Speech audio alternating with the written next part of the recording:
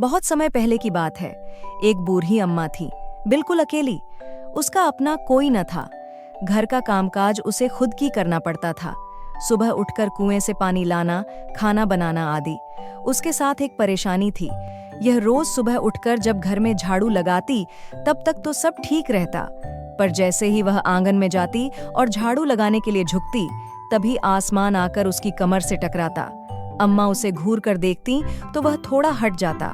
फिर वह जैसे ही दोबारा झुकती, आसमान फिर अपनी हरकत दोहराता। 1 दिन, 2 दिन, 3 दिन लगातार यही क्रम चलता रहा। अम्मा झाड़ू लगाए और आसमान उसे तंग करे। एक दिन कुएं पर पानी भरने को लेकर अम्मा का किसी और से झगड़ा हो गया।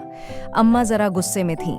वह झाड़ू उठाकर आंगन में गई और जैसे ही झुकी, आसमान ने अपनी आदत के अनुसार उसे फिर छेड़ा। अम्मा ने आव देखा न ताव और कसकर एक झाड़ू आसमान को दे मारी। आसमान झट से हट गया, पर वह भी अपनी आदत से मजबूर था।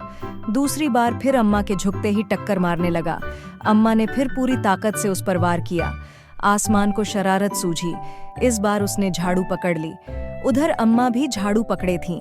रस्साकशी शुरू हो गई।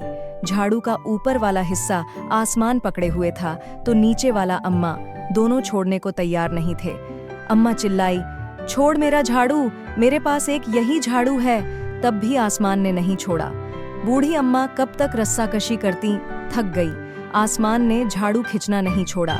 अब वह झाड़ू के साथ ऊपर उठने लगा। उसके साथ साथ झाड़ू पकड़े हुए अम्मा भी ऊपर जाने लगी। वह चिल्लाई, मुझे नीचे छोड़ दे।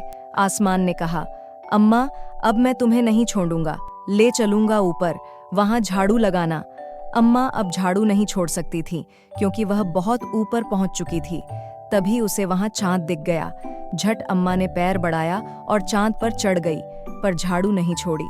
आसमान को फिर शरारत सूझी। उसने सोचा, अम्मा तो चांद पर चढ़ गई है, यदि चांद उसकी मदद करेगा तो मैं हार जाऊंगा, इसे यहीं रहने दूं। ऐसा सोचकर उसने झाड़ू छोड़ दिया। अम्मा झाड़ू सहित चांद पर रह गई। वह इतनी थक गई थी कि झाड़ू पकड़े पकड़े ही चांद पर बैठ गई। आसमान ऊपर चला गया। उस दिन से आज तक बूढ़ी अम्मा झाड़ू पकड़े चांद पर बैठी है।